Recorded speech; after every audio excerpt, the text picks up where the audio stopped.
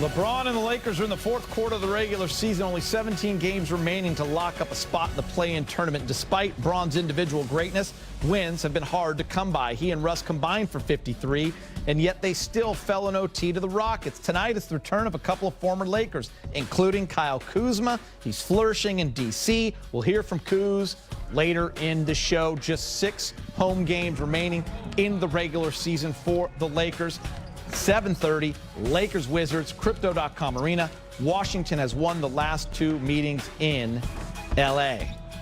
Hello and welcome to Access Sportsnet Lakers, brought to you by your Southern California Toyota dealers. Chris McGee, James Worthy, and Derek Fisher. Brez will hear from in a little bit. He's down at the arena. So is Mike Trudell. Allie is up in Sacramento doing some state high school championship games. How we doing, Coach Fish? Doing well, Keith. I know you're getting ready for training camp in mid-April. Yes, sir.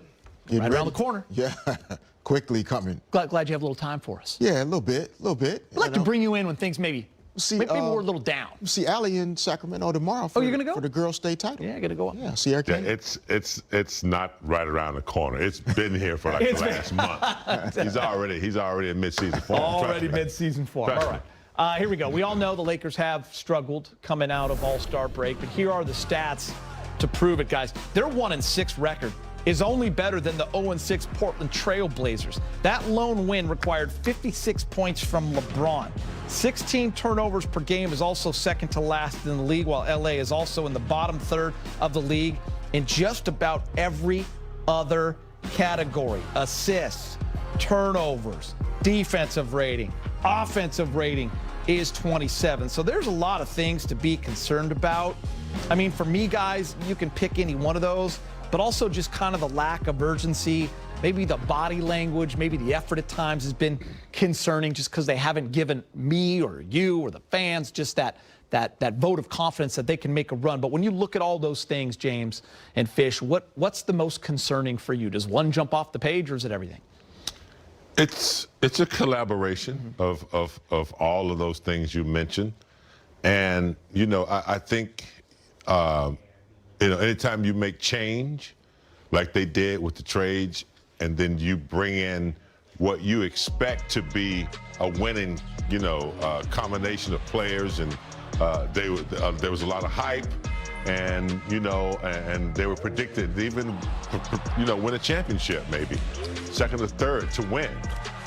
And then you get completely stunned, like a bee. You know, you get stunned, you get shocked. And then that kind of dream of winning and all that hype, you never grasp it.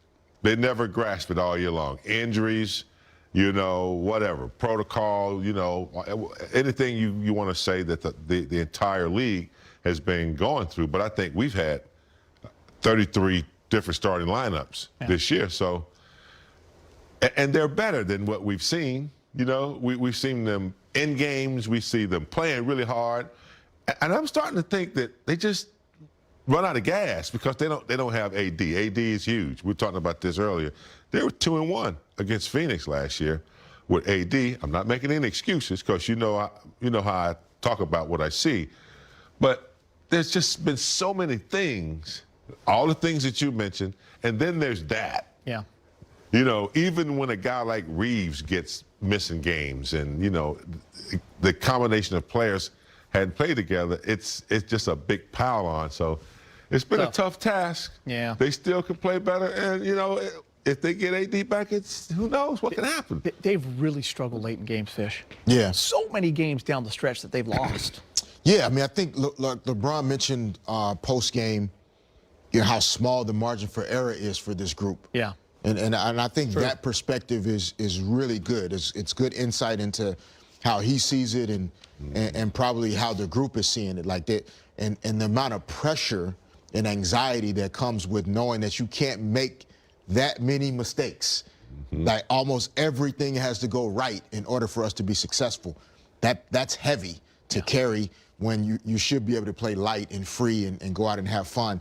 Secondly, for me, I think identity is so key to success in sports and in basketball in particular. Having an identity about who you are. Who are we as a team? What are we going to be able to rely on every night? What makes us special? historically with this team in the last few years with Frank Vogel as the head coach, defense has been the key. That's been the foundation. Couldn't establish that with the early injuries, guys in and out of the lineup. You've never been able to establish what's going to make this particular group special. And so then you come out of All-Star break, you're still searching for who you are. And you're that 60 identity, games in, yeah. And so you're constantly searching every game, trying to figure it out. And it's just not a great place to be when those expectations that James mentioned are so high. Yeah, you guys bring up great points. Wednesday's loss to the Rockets wasn't the only time this season that the Lakers lost to bad teams. The Thunder, Pacers, Kings, Spurs, Trailblazers, all are at least 15 games under 500 and all have wins over the Lakers this season. I remember Rob joked not that long ago, sitting in that seat right there, Fish, that he'd rather have the Lakers play the best teams in the league. At least the energy will be there, and they'll be up for those kinds of games. We've seen it, right, when the Warriors come into town. Listen, they're always going to get everyone's best shot. Every former Laker that's ever sat in that seat has said it, but they're currently 18-14 against teams against 500.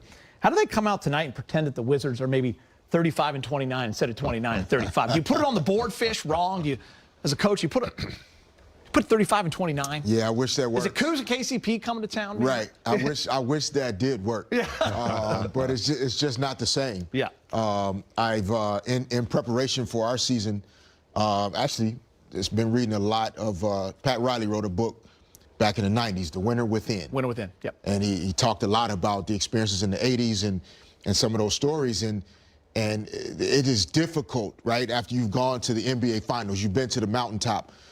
He made a comment about the late Dr. Jerry Buss saying, you know, it's kind of like, you know, playing in the finals and then all of a sudden that next season, like a regular season game on a random Tuesday, just does not match up. And so, you know, Saturday night prime time on ABC versus the Warriors is different than Friday night versus the Wizards, no matter what the record is.